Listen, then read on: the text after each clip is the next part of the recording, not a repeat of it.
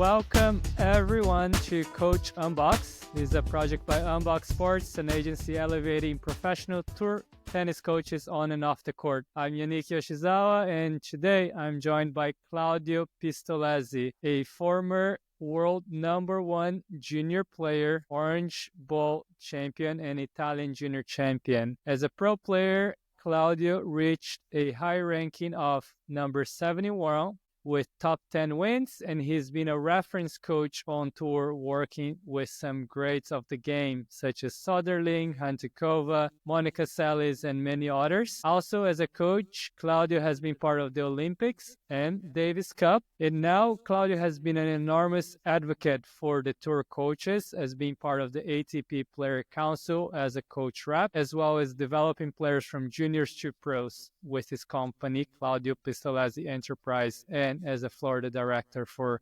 JTCC. Welcome, Claudio. Now it's nice to see you. How is the winter in Florida, I guess? Thank you, Yannick. Thank you to Unboxed Sport for having me. Florida is great. I mean, it's now I'm spoiled. I'm used to great weather, so we're gonna have a lot of tennis, and it's the ideal place to if you are in tennis, I believe. Awesome. Well, before we get to how you ended up in Florida, let's start by how Claudio Pistolesi got into tennis. Speak about how you came across tennis, who introduced tennis to you, how you started playing, in a little bit of your childhood. Well, in tennis, timing is everything. So it was great timing for me as a kid. I was born in 1967. In the 70s, I'm Italian, and Italy was a superpower in tennis. We won Davis Cup in 1976, so everybody was playing tennis, was so much enthusiasm. And when I was 1 year old, my parents moved to the house in front of a tennis club with 22 tennis courts. So it was almost very, very natural to start to be in contact with this sport. When I was a kid, I was also... But was that on purpose, or was it just by coincidence that you had the tennis club? It was a coincidence. It was totally coincidence. I was 1 year old. Yeah. My father was a basketball player, and because we moved there, he started to play tennis. So I was following my father every day, and it was really in front of our house. I also did other sports like football, like Italian, and swimming, but I always had a special link with tennis. And when I was 12 or 13, I gave up the other sports and focused on my tennis. So you started playing tennis, let's say by coincidence, because you started seeing a lot of tennis in front of you. What made tennis be the sport that you started loving and playing more? Was the individual aspect of it? I mean, you're a very social person, so I would have thought that you would want to play more team sports and whatnot. So how did you ended up just deciding to say, I'm going to be a tennis player? Well, at the same time, I think I'm a social person. I'm also a very competitive person. So tennis rise the level of competition because it's 1-to-1. And also I am always been passionate of history. And when I was a kid, I got a present. 500 Years of Tennis is a book from Yannick, which is one of the few journalists in the Hall of Fame. He's Italian, that make me decide that, I want to be part of this history. There's all the story of tennis since the Middle Age. There is a huge story in tennis, and I saw the photos at that time. The photo means much more than videos, but that's what we have in black and white. It was enough for me to, in combination with going to see with my father the Italian Open, the tournament in Rome, in Foro Italico, which is one of the most traditional sports still there. Yeah. So for 1 year, I was remember all the practice, all the matches. So we had Adriano Panatta, which in the future would be my captain of my Davis Cup team, which was always a very touching story. I was cheering for him in the Italian Open. So all this could contribute to bring the tennis in my blood. You very rapidly, in a way, become a very successful junior player. In 1983, you win the Italian Championship under 16. In 84, you win the Italian Champion under 18. You reach 2 semifinals in Grand Slams, Roland Garros and the US Open, and you win the Orange Bowl as an 18-year-old and become the #1 junior in the world. What do you think contributed to your success as a junior? Were you just super competitive? So were you working hard, extremely hard? Were you just super talented? what were the things and how was that pathway for you as a junior having so much success? Did you were like, okay, now I will become number one player in the world as a professional? Yeah, well, a combination of things. First of all, the passion. As I said, I love the game so much. So even the wall was ready enough for me to train. We have a garage under my parents' apartment that I consume by hitting the ball there. For example, I was watching 1977, the final Borg against McEnroe, 5 sets. And after I saw a few matches they show in television, the Wimbledon final. So I went down to the garage and I repeat the match. With one shot I was Borg, one shot I was McEnroe.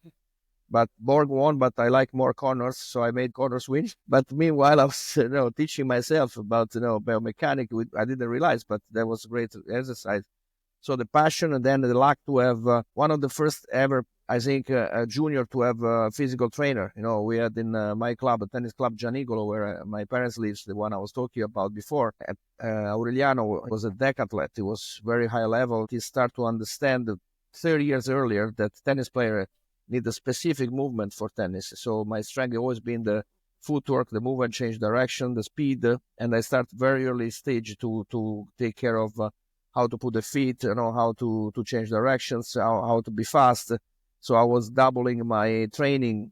It was not only tennis, it was not only hit the ball. It was, okay, I finished tennis, I go to the park. We have a huge park near my house called Villa Pamphili. It's beautiful, running there, uphill, downhill. So I start to build my body for fun because it was a lot of fun. Rihanna was great to bring it all with fun.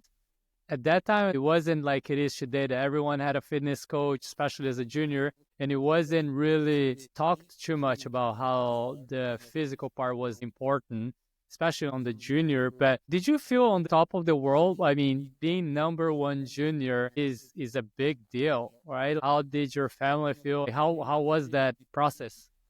Well, only at the end of the year, the Orange Bowl was the only tournament I won that year in the junior. I was final in the European Championship, final in the Italian Open, final in Canadian Open, final in Florence, semi-final in two slams. But I was not yet number one until the last tournament. The very last tournament was the Orange Bowl. Was a guy from Sweden in front of me, Christian Bergstrom.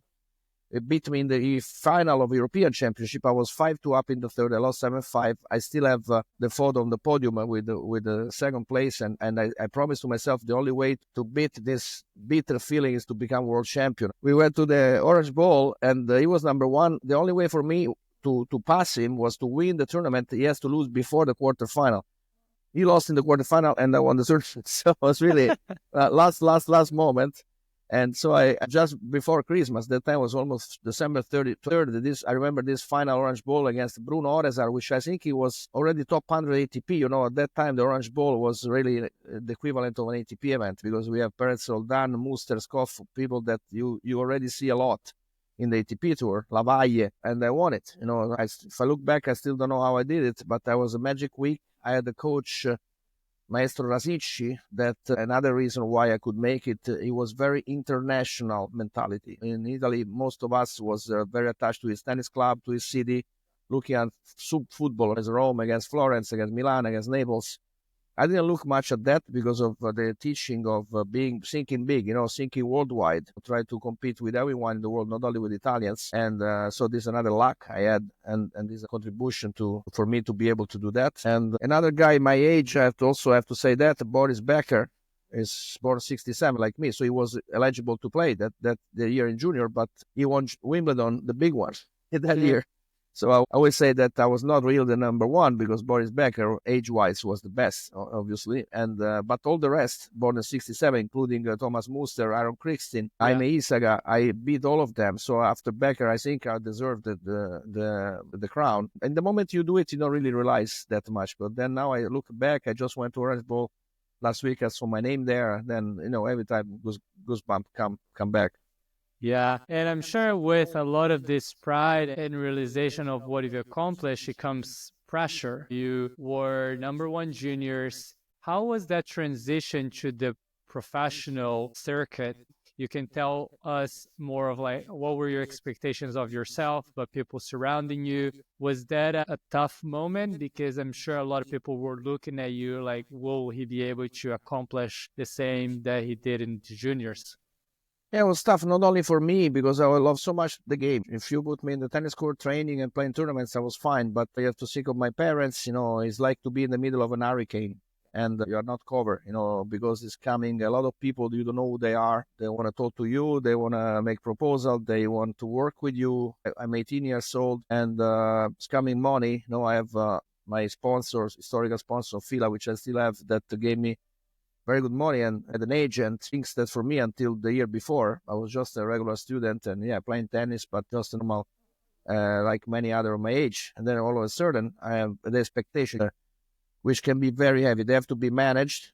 Sometime of my career, I ask myself if I look back, if I still want to be the world champion or not, because I see many, many cases where it's great. It was a great feeling. It's still junior, but the real achievement is when you go really up in the professional tour, and that's where you made it. And I made it, but the question is, what if I would not win? So I don't have all the expectation on my shoulder, and maybe could be better instead of 71, I could be maybe 20 in the world. But I also learned that there is no if.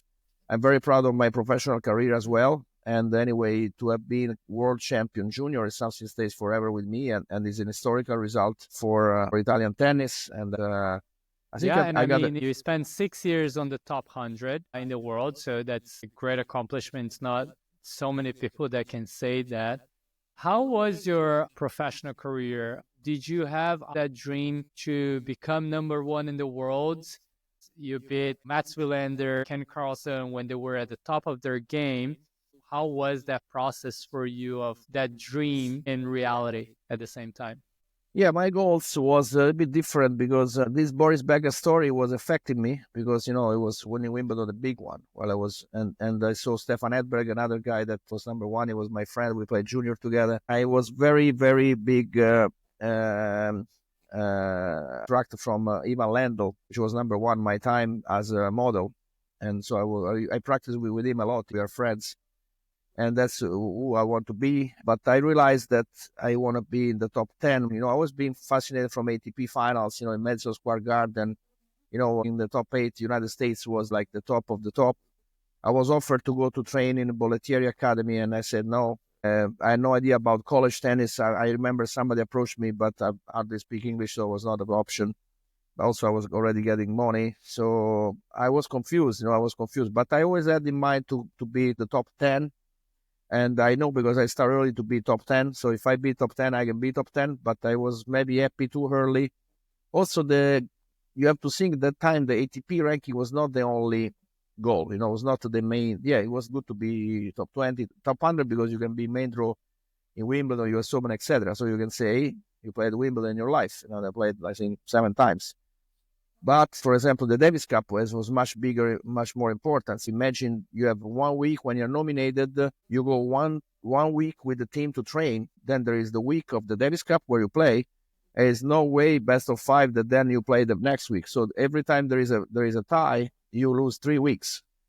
So, of course, the ranking pays the bill for that, but we didn't care. The Davis Cup was the most important for me to be the national with Maglia Azzurra. It was another goal that nothing to do with the ATP ranking.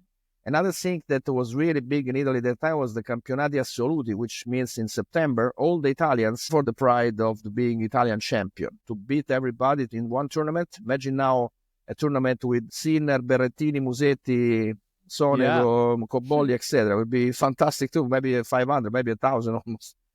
And at that time, I was in semi-final twice, and finally I made it. I won. So I'm also Italian champion, which had a lot of meaning, but again, was nothing to do with the ATP ranking. So the goals were not finalized completely what I had in my head.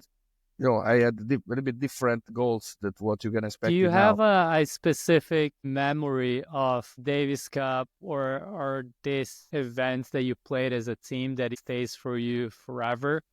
Yeah, for sure. I had the tie Italy-Denmark. Italy was always a world group and never been relegation. And one of the few countries never been relegation. So we play at home. We are the favorite on clay. And Omar Camporese, which was my friend and number one, unexpectedly he lost. And I was playing as number 2. So I have to win at least one match. If I lose my 2 matches, I'll be in history as the guy who said that the first time ever they did the relegation. So it was so much pressure. And I had the photos. I'm listening to the national anthem. Adriano Panatta was the captain. And, you go on court and say, oh, you win or you win. So you die. I was never feeling like that for a tennis match. I was ready to do anything. No excuses. I was thinking like number one in the world. I have no excuses. I have to find a way to win this match, no matter what. The adrenaline, I never went that high because of that. At that point, it was a 5 sets, right? 5 sets. So I won against Towson, a guy, and he beat Edberg in Davis Cup in indoor. He was a big guy, big serve, so I was not clay specialist, but still I have to beat him. And I reacted so well. I won the first 2 sets, and the third set went in the fight, and then was a tiebreak. And I remember I cramped my hand. I couldn't hold the racket, so I had to squeeze my hand to be able to hold the racket, and somehow I won this tiebreak. I'm not sure what's happening if I lose. I don't want to even think about it. So this is incredible memory, and I was really the hero of the tie because I saved the Italy. Many people remember me also for that. And I wrote a book, with all the stories, and for sure this is one of the main story. Yeah. So Claudio, you talked about Panatta being the captain and the one that you also looked up growing up. And you talk a lot of, even from your junior, how lucky you were to have certain people in your life that made a difference for you. Were there coaches during your professional career that taught you great values? What are the things that you carry to today that, you become a coach yourself, but that you learned as a player that you're like, wow, that made a huge difference for me? Yeah, we could speak for hours. I had the Italian team I was mentioning before. They won the Davis Cup was formed from Panatta, Bertolucci, Barazzuti, and Zuccarelli. 3 out of 4, they were my coaches. Panatta was the captain of the team, which in the Davis Cup, and Paolo Bertolucci was there long time when I won my first ATP title at 19 years old. For a long year, for 34 years, I was the youngest Italian ever won ATP event.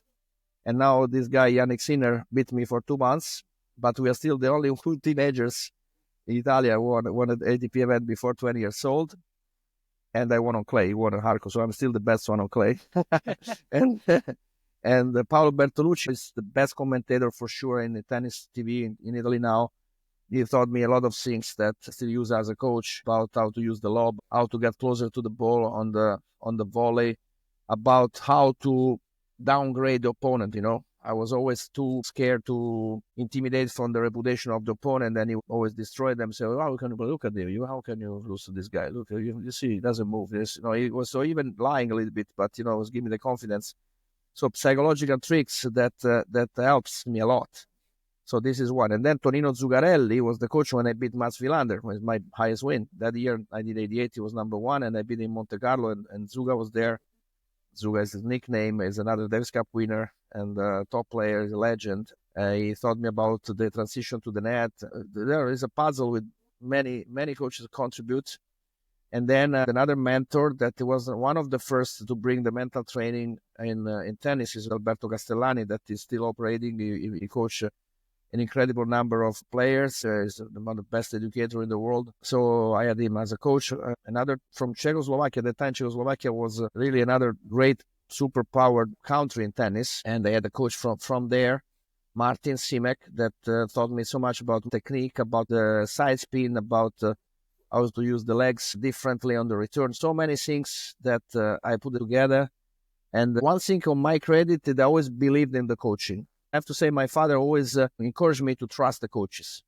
This was really something I have to give credit to my father. He was very intense, but he was respecting the coach very much without knowing much about tennis. So I said, okay, if you choose this coach, now you follow him, you stick with him, you learn from him, and you pay him. So I always paid punctually and with pleasure. I was happy to pay the coaches because I give a value. Now, as a coach, many things I learned by myself, by my experience, but most of the things I learned from my coaches, of course, updated to the time now.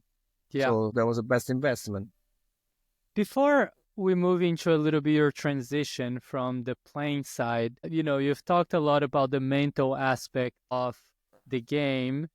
And I've heard this story from you when you first played Boris Becker. He won Wimbledon, and how the mental aspect plays such a big part to it. If you can tell in detail that story. Yeah, for me, Boris was very special. We met when he was 13 years old. We played a couple of times in junior, and And he's nice guy. He's very good friend. But I always felt a sense of superiority, because he was hitting harder than me, overpower me, and with this serve. That time when I always played him on hard court, the difference between clay and the fast course was huge. It was another sport. Clay, I played only once with him, and it was a bit better. But that was the time that you mean in Kitzbühel. And he was intimidating, but also you have to think that Boris Becker was a superstar. The traffic stops. Not even Sinner now or Federer moved these people. In Germany, the tennis club had 60 courts, at least 60 tennis courts. Everybody was playing. What's happened in the 80s with Boris Becker in Germany, I don't think there's any other comparable period of moving people in tennis. We played second round in Kitzbühel. At that time was really big tournament. Jon Tiriac was the owner, and they had the new stadium. It was a little bit far from the old club where they used to play. And I talked with the psychologist, and instead of talk about mental game, mental training, there's so many emotions there, emotional game. So he told me, okay, show him that you're not afraid of him. Don't lose the match before the match because you are kind of intimidated. Also, I don't know if he did it on purpose, but he was doing really good job to take advantage of everything to be number one. That moment I was number one, and so we go to the stadium with the golf cart, and it was in the middle of the cart, and I had to go outside. I didn't have the guts to say, "Please move," So already you start to the body language that you are a little bit submitted, and that's exactly what I didn't want to make happen. What the professor told me, don't let it happen. Look at him, and everything he does, you do the same. So even before the match. We go to this little room, he start to skip for warm up, and I go to next to him. I look at him and say, okay, and I skip. And then stretch, put the leg in front in the bench to stretch, and I do the same. I look at him and I put my leg, I start stretching. In this moment, I realized that I had the shoe, Diadora, Boris Becker autograph shoe. So I had his sign on my shoe, and he was smiling. He said, good shoe. So I was already 3-0 down, So can you be the guy that you have his sign on your shoe? So at that time they had the name of the champions on the closing on the shoe. And then if you really want to know all the way, the biggest mistake was they announced you on the tennis on the stadium with the music. They allow you to choose a music, and you choose "Eye of the Tiger," from Rocky. Imagine number one, the full stadium in Austria. It was like a superstar, and then. There is a song in Italy that is very patriotic because it talks about the Italian life. I feel a true Italian. And unfortunately, the beginning of the song starts with Buongiorno Italia, gli spaghetti al dente, no? Buongiorno Italia, gli spaghetti al dente. So when the Austrian people start to hear about spaghetti, they start laughing like crazy. Spaghetti, spaghetti. So we went from Eye of the Tiger to the spaghetti al dente. So that was a disaster, complete disaster. And that's the story that I had to say a lot in 45 years since it happened. And it's a very successful story. It was so funny. But that's where you understand the mental part, the emotional part of the personality, But the only one who was able to do that to me, not even Villander. I played Sampras, I played Agassi, I played Yannick Noah. None of them give me this feeling. Maybe because we grew up together, because he's a big guy, and I don't know why, but I always suffer him so much. Well, Claudio, you spent about 10 years on the professional tour. You started coaching while you were playing, basically. But at the same time, did you know that it was getting to the time that you were going to retire as a professional tennis player? What was your mentality then? Did that happen naturally for you, or was it planned? Yeah, interesting because I started very early on the tour. I got my first ATP points at 17 years old. And 1985, the year that I became Junior World Champion, I was 2 times already quarterfinal ATP events. I beat Sergio Casal, was number 51 in the world. I beat Marcel Freeman, I beat very good players. But I was a very physical player. I was very fit. I was very fast. And I had to work really hard physically. I was working with the track and field guys, and the science at that time was not very good on prevention. So around 27 years old, I got an injury, and that was my luck. I just realized later, talking about my post-career, this injury was a luck. I had the surgery on my back, herniation disc. That time takes 9 months out. And I was too early to quit, but was not too early to start to think that there is another life after the career. And I realized that in these 9 months, nobody cared anymore about me. I'm just, nobody like I never did anything. So then I made the comeback. I won some good matches. Maybe I start to play more for money because that time was already not much money. But if you're out of top 100, it's really surviving mode. So I had to play a lot of matches in Germany for the league, which I loved it. I am very attached to Germany. I played the league in Italy, and so I was kind of struggling to consider fully professional like it was before. I had the surgery in 94. I played 95. 96 is the last year I played seriously. I was 29 years old. And then I said, okay, I was again lucky to start with two things happened at the same time. I was in the room, I remember, in the hotel in Germany for my league. I got a telephone call. It was Monica Seles calling me personally. Coming back after the stabbing, nobody knew where she was, so I was not sure it was a joke. But I knew Monica. When I was a player, top 100, trained with her, that US Open every day. And she remembered me, and she asked me, so I make you come back. Do you want to be in my team? First as a practice partner. Personally. She called me personally. Hi, Claudio, it's Monica. How are you? I was shaking, and I said, good morning, how are you? She came back from a stabbing. And nobody told to her, probably. I was maybe the first one in the tennis world to told to her after the stabbing. And she told me, yes, I'm fine now. I'm training. I need somebody give me the level. Are you playing? I see that you dropped. Say, yeah, Monica, I'm trying to play, but let me think a little bit. And then she made me an offer. Her agent was Tony Gatzik, which now is with Roger Federer. Yeah. He was treating me so well. He was believing on me, and then I said yes. So I went to Australian Open. I went with her, and she won Sydney. She saved match point against Lindsay Davenport. She won the tournament in Sydney. Then she played Australian Open 96, and she saved match point against Chandler Rubin in semifinal. She won the final against Anke Huber. Normally you have eating partners, but it's unlikely that a top 100 in the main draw itself practice with a woman. And I never had a problem. Yeah. Honestly, like US Open, for example, with her, had 2 hours the court by ourselves, and by myself, I had 45 minutes in four, court number 38. So it was also good for me. And she was playing very well with me. She was hitting the ball so well, even as I was a man, but she remembered that. And also Takao Suzuki, was this young boy, came with his agent, was going to play satellite. At that time it was a satellite, it was like 4 future in a row. And I signed up to get some points, and they said, Claudio, I know you are a player, but can you help this young boy from Japan, never played on clay, play doubles together, again, good financial offer. And you were also with Monica Seles? Yes, Monica, yeah, but it was like the slams, plus the WTA finals, plus Miami. I have many weeks free, so I was still playing to make some points, to get in shape. And then I said yes to Takao Suzuki, and I find another incredible country for my life. This is Japan. So I see the potential in him. I teach him English. He didn't speak English, but we get along very well together immediately. We had these months in Holland. I was driving the car. He couldn't drive, so we rent a car. We won the doubles together. This also makes you close, And then he invited me to Japan to be the coach. It was the first time I was traveling as a coach in a tournament, and he won the Japan Championship. So this is another incredible story I put in my book, because I realized that there's nothing more than a guy like me from Rome with a Japanese guy from Sapporo, Kaido in Japan, not talking the same language. I speak English and not even very well. And now if you listen to him, he speaks English with Italian accent. It's pretty funny. and then we became like brothers. I call him my Japanese brother. I told to him yesterday, we're 14 years together on the tour. He made fantastic career. I think he opened the door not only to Japanese tennis, but to Asian tennis. He was incredible courage. He challenged Roger Federer. He had match point, I think, in Tokyo. Played great matches. He beat Enquist, Michael Chang. He beat a number of players top 20. So he's a legend, deserving to be a legend in Japan.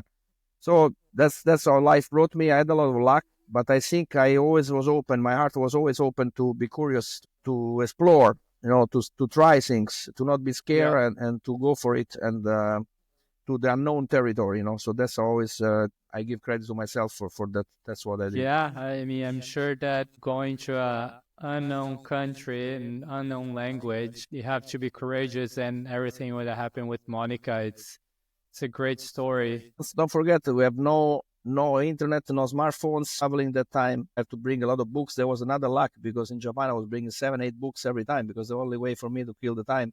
I didn't get bored, but I learned so much, by myself with the books. It was an incredible story. Again, I end up to be a great choice without realizing. This is something that maybe people don't know too much about you, but you're huge in history. You loved reading, and your experience now with Takao, it feels like you were a natural teacher per se, not only trying to make him a better tennis player, but teaching him English or making him a better human being. Do you think that played a big role of your love for history, your love for knowing what people have done to you before that helped you in transition on how to explain things to others? Yes, definitely. I think this is the best part of me. I have naturally the instinct to teach and to bring what I learned to the young one. I think this is my mission where I'm in this earth. When I will die, I think the moment before die, I will think, okay, I think I can confident that my teaching helped somebody more, somebody less, but a lot of youngers, and then I can die in peace. That's what I'm thinking, That's what including you're thinking. yeah, that's Oh what I'm no. thinking, including all the defect and all. But this you have to take all the package. But this one I keep it for my last moment to be the mission of my life. To also I know that in all the culture and knowledge. Socrates, the Greek philosopher, said the ignorance is the bad and knowledge is the good. He synthesized, and I think he's totally right. I Yeah. think in the world now the ignorance is winning, but so we have to hold the duty to fight for the knowledge and to spread the knowledge, books Yeah. and informations, healthy learning and values for the kids. Yeah. You have those two experiences with Monica and Takao. And we've seen so many of these great stories of players who have started as hitting partners and they become great coaches. After those two experiences, you also go on to work with great players, which they were not at their top of their career, that being Bolelli and Michael Berger, both that were outside of the top 100, and you have them improve to their best ranking at the time. Bolelli goes outside of 200 to 36, and Berger outside of the top 100 to 42. How was that jump for you as an experience as a coach? I'm sure the development part for these players trying to make it into top 100, top 50. How Yeah, was that difference learning what you experienced from Monica to also bringing out these players from Takao to Bolelli to Bear? I think when I start coaching, I didn't lose a bit of my competitive nature. So this was triggering for me to be in the head, in the heart of my players, and I felt that. And let me add the Davide Sanguinetti story. That it was another 12 years old story. I'm very proud that I lost most of my player more than 10 years, and so that's also created the human relation, the empathy that I was good to create. That is the most important quality to be a good coach. The empathy, the one is in the motion of the other. So that's why it works so well. And practically all my players went best ranking. And Davide, I have to give a credit. They trust me blindly all the way. He was already in the top 100, but he was quarterfinal Wimbledon, Davis Cup finalist. But then he left the top 100 when I started with him in 1999. It was 150. And then he had the best ranking later, 33 years old. No, he beat Federer in Milan. So incredible journey again is in my book. And that's what I'm very proud of. After Bolelli, I had the 1 year with Paolo Lorenzi that was shorter, but was very intense, very nice. Another great story of world tennis. Paolo now is the tournament director of the Italian Open. Is a great guy. And then you mentioned Simone Bolelli was destined to me to be what Berrettini did. Then something went wrong. But at some point they were same age, same ranking, and the potential was like Berrettini. I think he could be easily top 10. Maybe not easily, but he had a big chance. But then things not always go the way it should go. Then Michael Berger is one of the best person and athlete example that I have. And I don't forget also my experience in the WTA. If I look back, I don't know where I found the time to do all this. Anna Smashnova was my player from Israel, the best player ever in Israel, I think. Or maybe the second is Shar Per Pastor. But anyway, fantastic player. She went to the WTA finals and she started from 188 when we start. And I always create the way to take the best out of them Another thing, what helped me a lot, that I started coaching, I was 29, so I could easily play a good level myself in the practice for another 20 years. Most of the training, everybody likes to play with me, even if I'm in the corner, at the net, or whatever, because they can feel the credibility of my coaching also when you use your playing as a tool to be a good coach. That is not indispensable to be a good coach, but is a big help. And to me, at least, it was a big help. My forehand, I could still serve very well. The warm-up always with me. So it's a very practical tool to get credibility. The very first year that I was coaching, I was still beating some of my players. In practice, they get nuts. But there was the coach. I could have played another 3 or 4 years, but I decided to take the coaching pathway earlier than what somebody could think. Yeah, it seems that you're much older than you actually are after all this experience that you have had. And spending so many years with some of these players, it's not that you had very short terms. You end up also coaching Robert Soderling, which he was at his point at the top.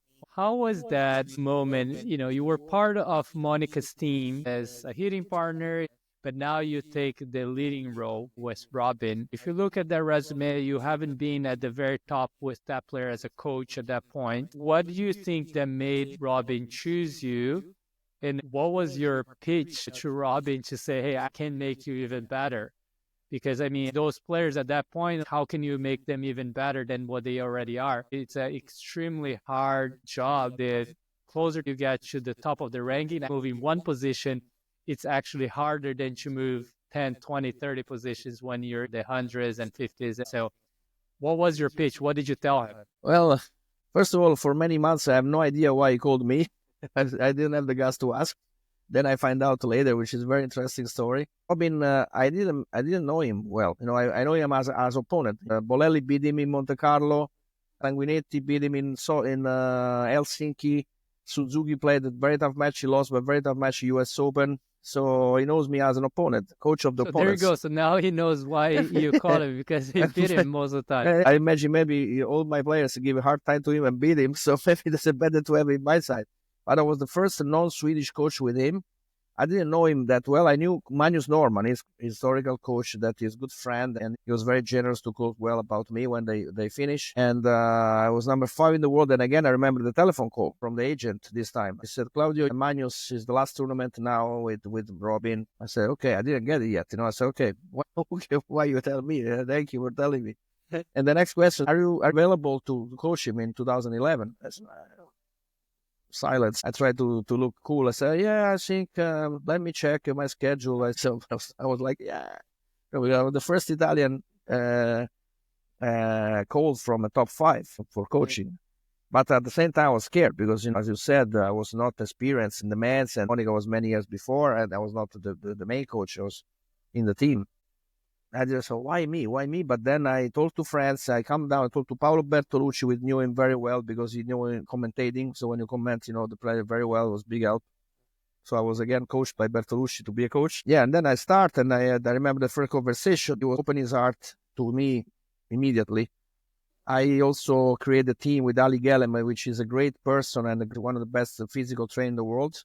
So immediately the 3 of us get together. And he had so much fun with me. He likes my jokes, so he started to feel smiling and happy. And then sometimes he was getting sad. He had depression for different reasons. I was still playing. Also him, number 4, he want to warm up with me in Rotterdam every match. He was warm up with me, and he won the tournament. So somehow we create again an empathy. He understands that I understand him, I think.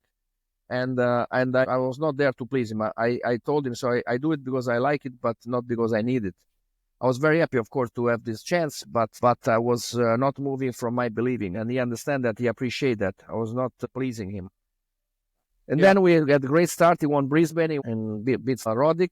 He won 4th round in Australian Open. He lost to Dolgopolo, which played out of his mind.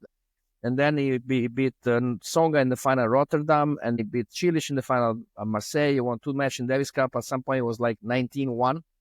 And then when I had the guts to ask him, why you choose me?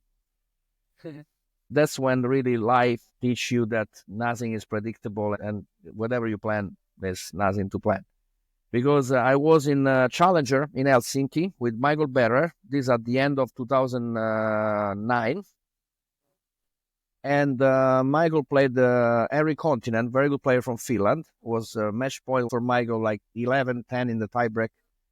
And Henry, which I know very well, he played a volley like this much out. And Michael, celebrated, start to go to shake the hand.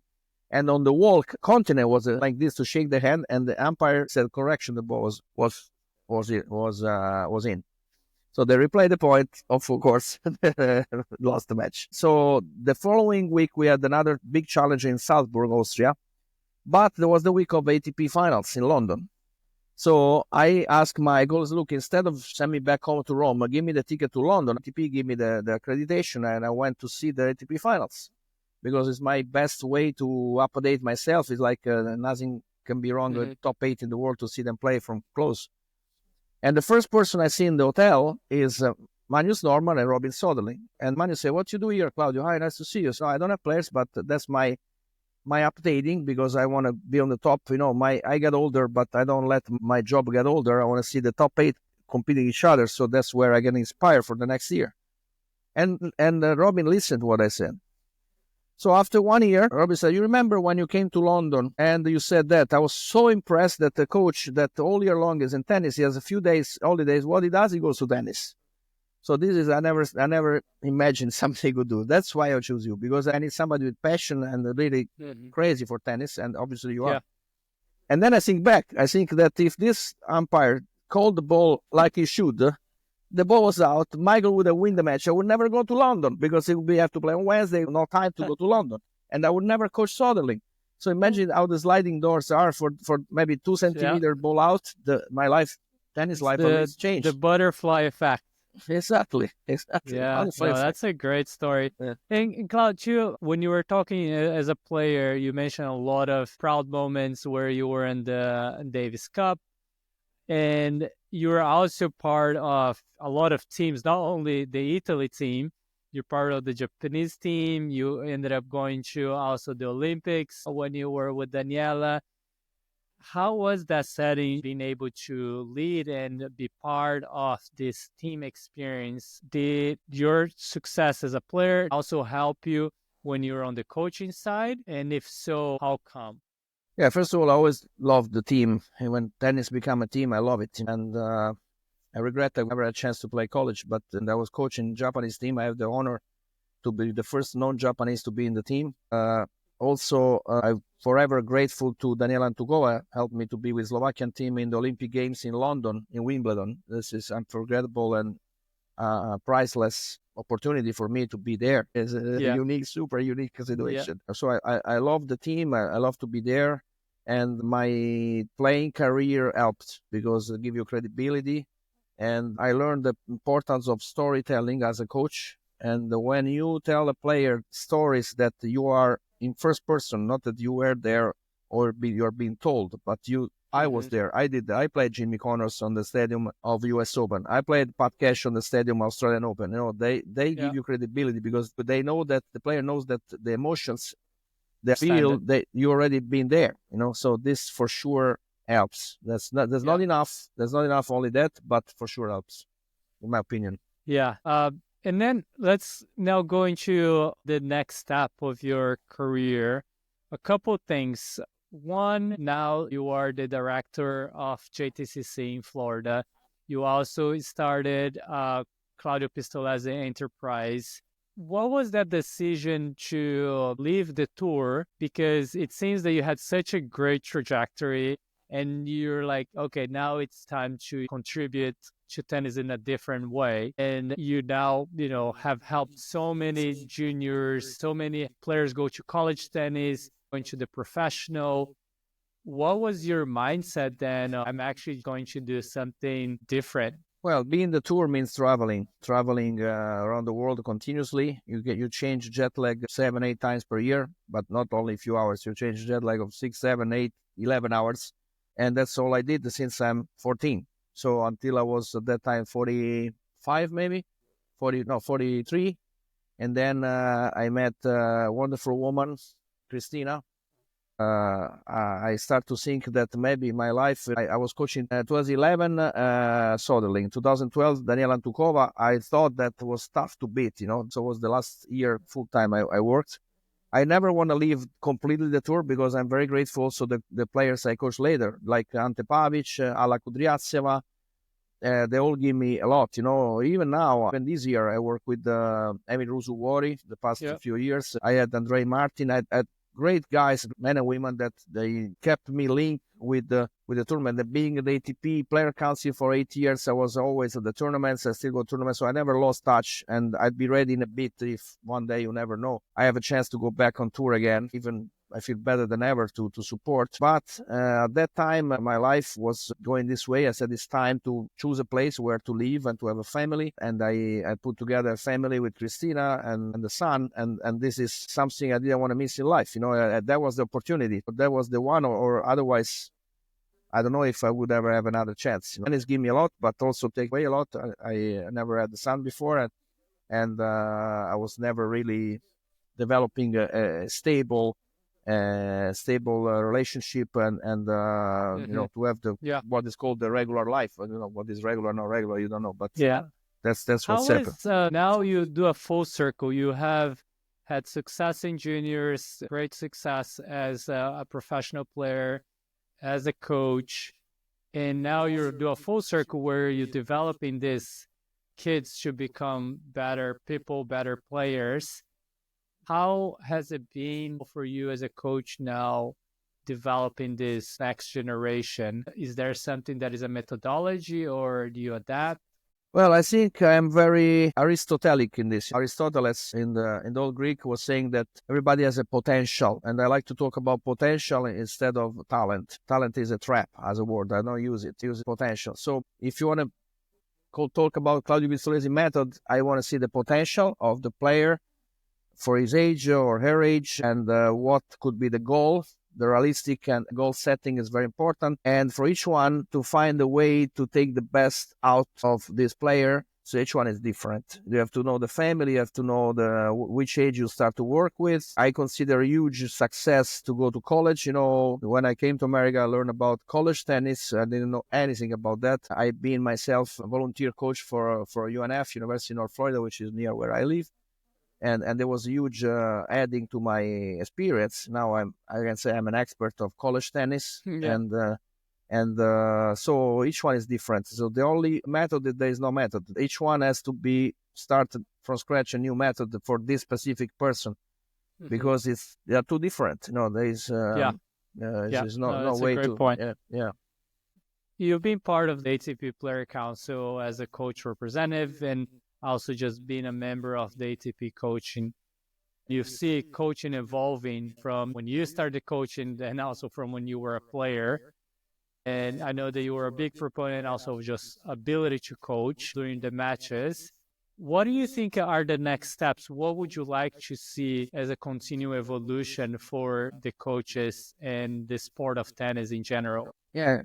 Yes, in the last few years, very rapidly, the coaching world has changed. I'm very proud to be the father of the idea of legalized coaching. Now, nobody really pay attention anymore because in the ATP, now you're allowed to communicate during the match. And before it wasn't. The WTA, I have to give a credit, they have the guts to do it much earlier with the coaching on court, which means the coaching is more important. It's becoming more and more important. I think the problem was before there was not considered enough important. I always think that if every player has a coach, and now they start to have more than one coach, to have two coaches, to have a team around them, take advantage that the money they can produce during a year allow them to invest more.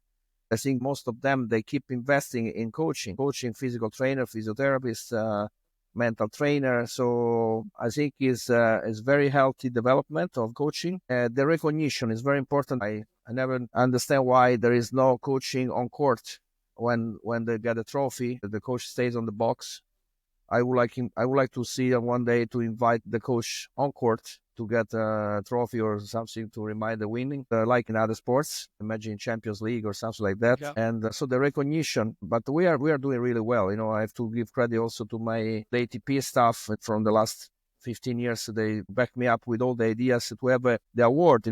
Before the ATP give award to the most improved, the best player, the youngest, all the tournaments, the only award missing was the coaching. Coach. So that's also my idea. The best coach, career coach idea. So there's a recognition important for motivation and to make justice, because as I told, as a player, how important were my coaches, as this happened to the current player with their coaches now. So it's very important. That's ultimately the most important thing to say. Is fundamental. I would say not only in tennis but also in life. The coaching, the teaching is the engine of the world, and to have good teaching it makes the world in good hands. You've written a book. What was that goal of the book? Was it just to share your stories? Was it to give a little bit of an insight of a professional life on tour to people? Was just more a personal desire? Actually, there are two books. One last year, that's one I think you refer, is C'era una volta il mio tennis, in Italian language, which means once upon the time my tennis, and is traveling through the years and through the world and in different situations where the only common point is me as a junior, as a player, as a coach, as a ATP. It's a lot of tennis, and the power of storytelling is huge. As I said, I want to leave a trace in the tennis world, and that's why I wrote this book. Somehow I will translate it in English later, and it was very successful in Italy. Was been a bestseller for a long time, and this year I wrote another one, totally different, about the mental.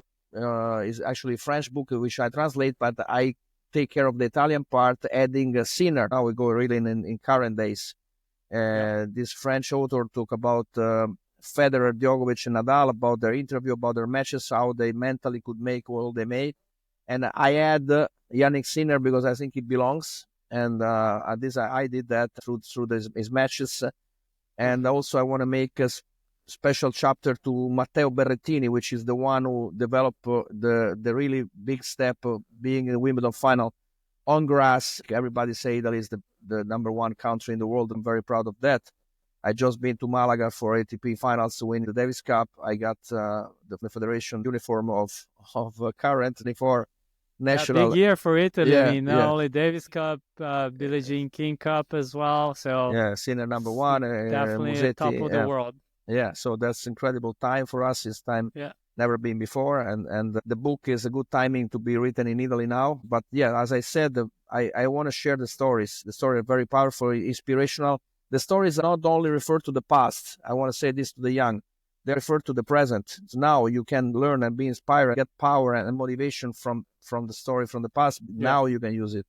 Awesome. Well, Cla, let's finish it up here with one question that we always ask. Now, with all the experience that you've had, if you had to choose one advice that you would give to yourself, to the younger Claudio, what advice would that be? And how old would the young Claudio be when he would be receiving this advice? Claudio player, I would say to believe more in himself. I would like to tell him to invest more in himself. For example, to go play on a hard court. I was too happy too early to be a top player on clay. I didn't explore enough the other surface when I had the chance. This I always regret. And as a young coach, Claudio, try to not have relation the same way you have as a player. So means that as a coach, you are the one that has to cultivate more network relation wisely, and to have more moderation. As a player, I was explosive. I was in the center of attention. Anything seems that is allowed because you are a player, which you shouldn't be. But sometimes it is because everybody wants to please you. Stop thinking as a player when it's coming to the relation. Different culture is worldwide. You want to be able to coach players that are not from your country, So to make this international cross, one coach from one country, one player from another country. But you have to absorb the culture, to understand the culture, to be able to open the heart and the mind to other culture. And I did that, but a little bit too slow. To be a bit faster on this process and to have to take care of more relationship on court and off court. I did. That's the two advice as a young Claudio player, a young Claudio coach. Okay, that's great. All right. Our last 10 questions is very quick. It's called the rapid fire. The first thing that comes out, not Scary. thinking too much. One word to describe yourself as a person. Explosive. One word to describe yourself as a coach. Never give up. What are you most proud of in life? Of putting people together. What are you most proud of in tennis? To put all my heart, all myself to what I'm doing. What's your current dream? Live in a peaceful world. What do you consider yourself an advocate for? Passion for tennis. An athlete or coach you look up to? There are too many. Right now, I look at Sinner a lot. What other sports or team you keep up with? Football, Roma. What is your favorite book or podcast? Or what is something that you would recommend for someone to listen or to read? Apart from your book, of course. Siddhartha from Hermann Hesse. I read that when in the 90s is opening your mind and heart incredibly. At least for me, it was like this. And to wrap up, is there a quote, philosophy or mantra that you like or that you live by? Yeah, and it's written in the U.S. Open Southgate, where the player entrance is, from Arthur Ashe. From what you get, you make a living. From what you give, you make a life. So the life should be more about to give than to get, simply. Amazing. Well, grazie mille, Claudio. Grazie a te. It's always a pleasure talking tennis and life with you. We'll definitely have to have another section for you just to tell all your jokes here as well. That I think that will be a great one. We do appreciate you and hope to continue to learn from you. Please make sure you all follow Claudio on social media. Make sure you get his book. Thank you everyone for listening. Please follow the podcast here for more stories and make sure you follow us on social media at Unboxed Sports. See you next time. And thank you, Claudio. Thank you, Yannick, and congratulations for what you're doing with Unbox. It's fantastic. Thank you. Thank you.